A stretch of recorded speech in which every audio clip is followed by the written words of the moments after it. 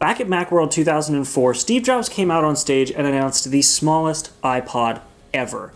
And it boasted the same song count as the original iPod, 1,000 songs in your pocket. But it was smaller, lighter, and more colorful. And they even introduced things to the iPod line as a whole that would stick with it all the way until its death in 2017. So I've been using the iPod mini as my day-to-day music player for the past week and a half. And how is it? Well, this is what it's like to use an iPod mini in 2020.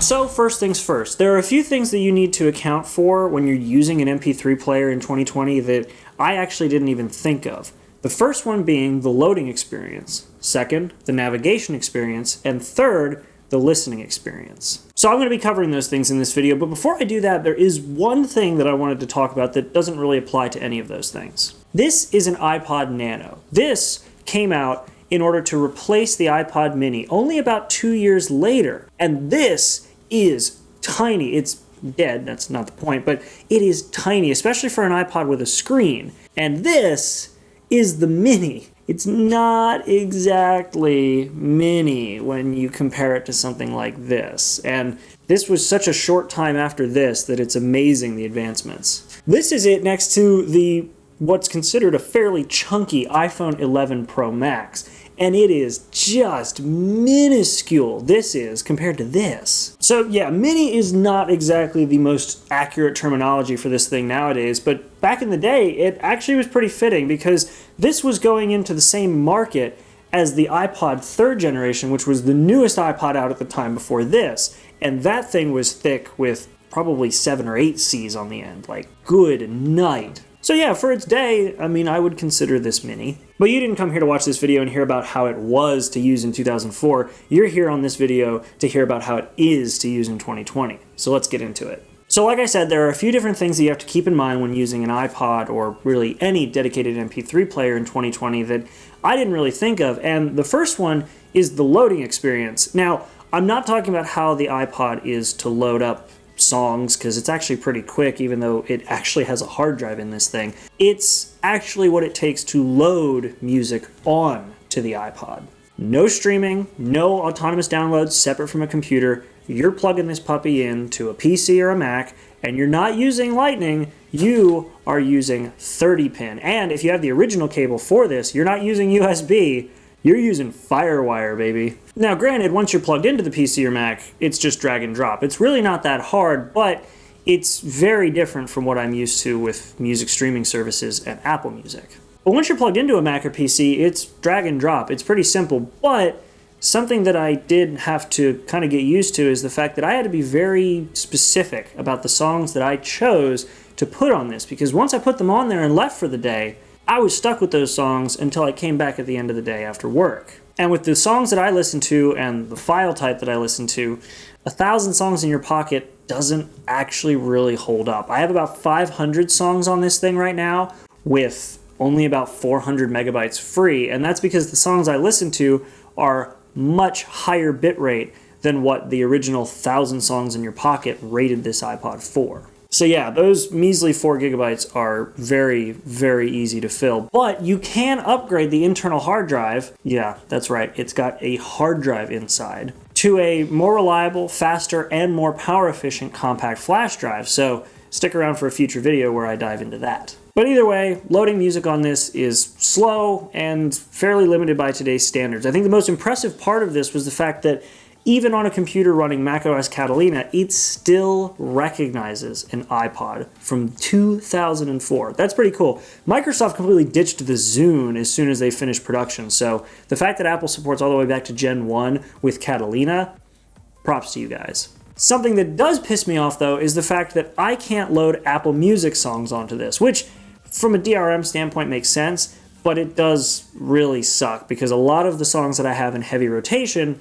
are not from CDs or purchases, they're from Apple Music. So I had to kind of change up my playlist for what I was going to listen to at the start of this week. But okay, let's just assume that you are ripping all your CDs or you've purchased all your music from iTunes or some other digital distributor, which would make sense as to why you're looking to use an iPod in 2020. Well, the loading isn't bad while it is slow, and let's just say that you do actually go and upgrade the storage to something bigger. Cool, so it's kind of slow, but you've got a lot more storage. Yeah, I guess it's not too bad, but how is it to actually use? Well, navigation is actually pretty seamless. This is a very, very early version of the click wheel scroll style interface that Apple used on these iPods since 2001 all the way out to 2017 on every iPod with a click wheel. It is that good.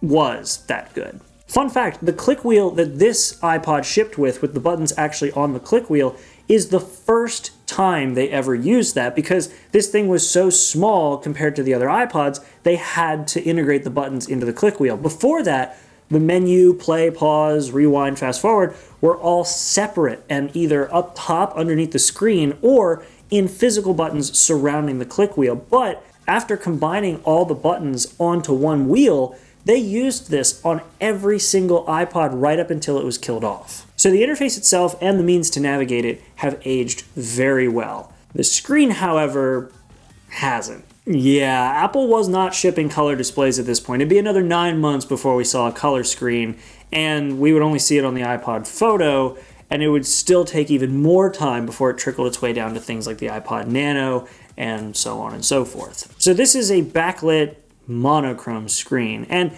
it's not terrible per se. In broad daylight, it's actually really good because it almost acts like one of those old digital clock screens, but the backlight kind of leaves a lot to be desired, and the actual interface when using the backlight is really hard to dial in with that little contrast wheel. So that part is a bit of a pain in the butt everywhere except outdoors. And also, it kind of sucks not being able to see the album artwork. I never thought about this, but I actually use the album art for the songs I'm looking for as a quick visual reference to just pick what I want. And it sucks not having that, but on the same hand, it also kind of forces you to know your music a little better, be a little more intimate with your songs, because you actually have to know the name of the song, the name of the album, the name of the artist. And in a backhanded way, I actually kind of enjoy that. So yeah, you can navigate really well, and it actually kind of forces you to be a bit more knowledgeable about your music if you want to go and listen to your favorite tunes.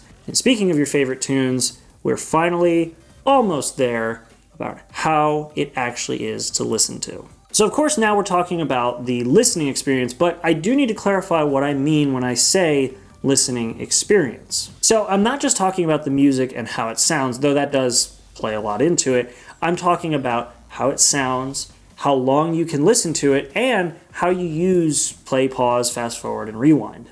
And just to keep you all around for a little longer, I'm going to cover all those things before talking about how it sounds. So firstly, the battery. How is it? Well, assuming that you got a brand new one with a brand new battery, Apple claimed about 8 hours of battery life, and I could honestly believe that, though their battery tests involved everything except the music being turned off, so screen's basically asleep, backlight's off, the whole 9 yards. But I could honestly believe that. I remember getting an iPod that claimed about 10 hours of battery life, and I got pretty close. However, considering these are from 2004, you're more likely to be finding a used one with an older battery. So in my experience, I would get about 4 to 5 hours of battery life, depending on volume and how often I had to wake it up to change tracks or navigate. So it just varies from user to user. Your mileage may differ. You may have one with a fresher battery. You may have one with a worse battery. But for me, I would get about 4 to 5 hours, which is generally pretty good, though it's kind of sad that I have headphones that last longer than this. But it's from 2004. I can't be too picky.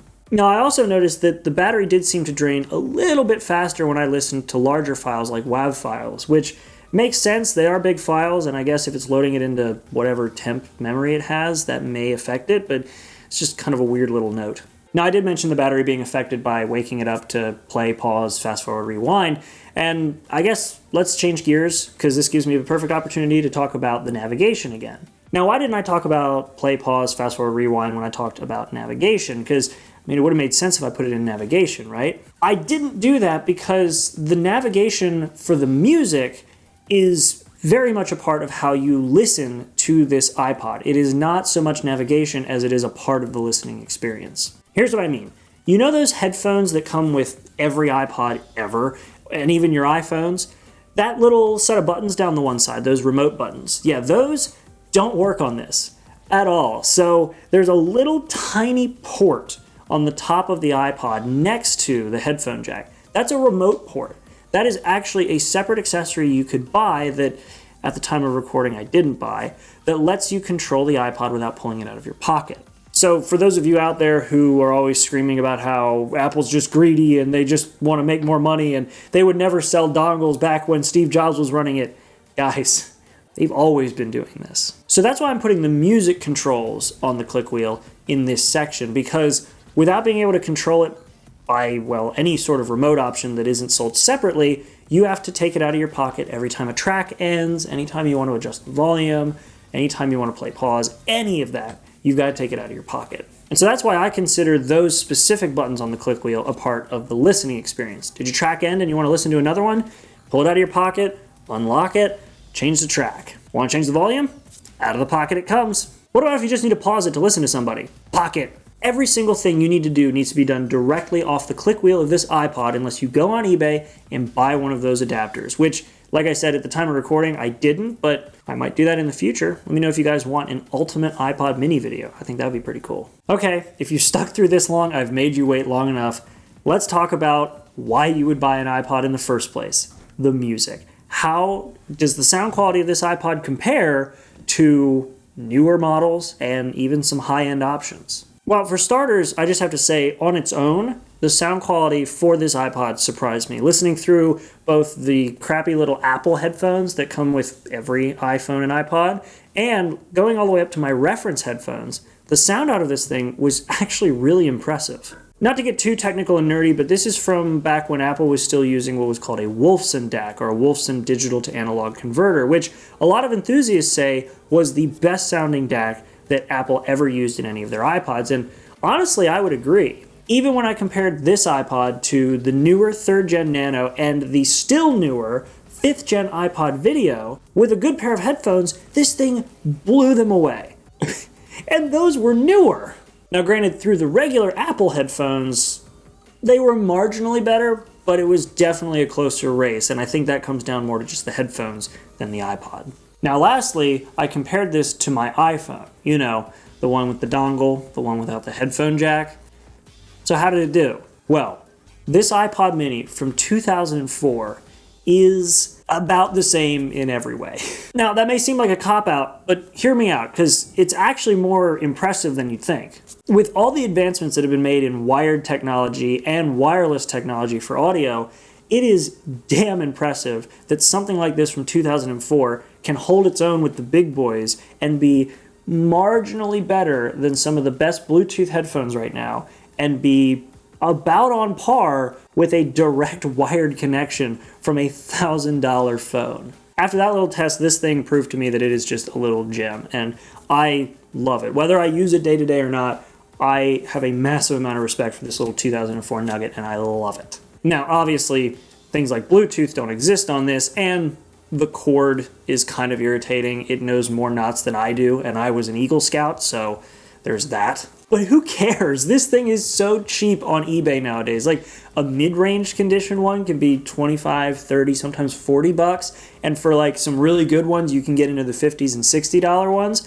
And really, if you're willing to invest in getting some 30-pin cables, maybe even getting your hands dirty, changing out for a newer battery, and maybe putting a compact flash card into this thing, it can be an impressive little music player. So to answer the question that was at the beginning of this video, how is it to use in 2020? In one word, surprising.